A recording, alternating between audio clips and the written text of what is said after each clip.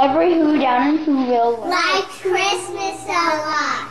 But the Grinch, who lived just north of Whoville, did not. The Grinch hated Just a little look at some cute little kids reading from How the Grinch Stole Christmas, a big favorite, of course, at this time of year. But there are many more seasonal classics to choose from for those bedtime stories. And here to reacquaint us with some of them is the executive editor of Canadian Family Magazine, Robin Stevenson.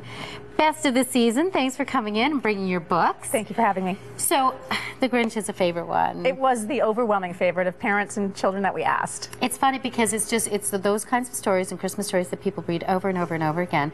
And then you went out there and tried to kind of narrow it down. I don't know how you did it, but with all the Christmas stories out there, what are the ones that make the top of the list? Well, it's hard because everybody has a favorite, something that they really connect with. But The Grinch was tops by far. I mean, it might be the fact that the show is on all the time during the holidays, but it's just the lovely message that Christmas maybe doesn't come from a store. Right. It's really heartwarming, and it's lyrical, and it's lovely. And some of the other ones that what else have you? We have the Polar Express. Again, I remember that. Right. Yeah, and it's been out for over 20 years, but then the movie came out a few years back, and people were like, "Oh God, I love that book." And so, a lot of the boys love this story because it's a little boy who goes up to the North Pole on the train, and he just wants to reconnect with Christmas. It's an adventure. It's an adventure, so they love that. Another one that I found really interesting, a lot of parents mentioned A Child's Christmas in Wales. Dylan Thomas's nostalgic recollection of his life as a child in Wales, and simpler times, humble families, and it's really lovely and a great introduction to his work for childin. I love all these picture books. Olivia, I have to mention this one's my daughter's favorite. Okay. She helps. So how many times have you read it? Many, many times. Olivia likes to help with Christmas, but she's not so helpful. Okay. But I mean, she's adorable, and little girls really love it.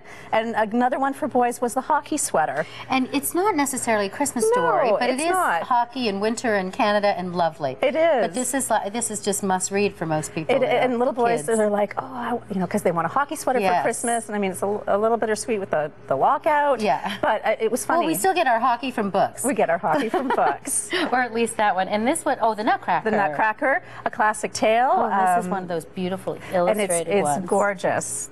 It's a brand new one out this year. Oh, that's gorgeous, yep. Eloise, again for the little girls. They love the tale of her celebrating Christmas in the Plaza Hotel. Not a bad way to go.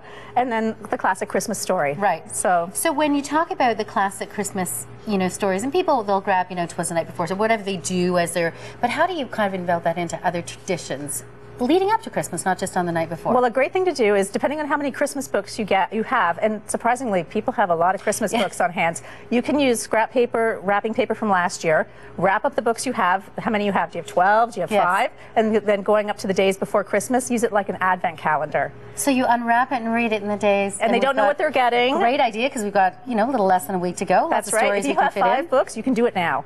So just wrap up the ones you have, and then it's a bit of a surprise. Great ideas. Plus, I love it when it's like a good recipe book. Like if it's dog-eared and used, it's a cherished book. All right. Thank you for coming in. Thank you.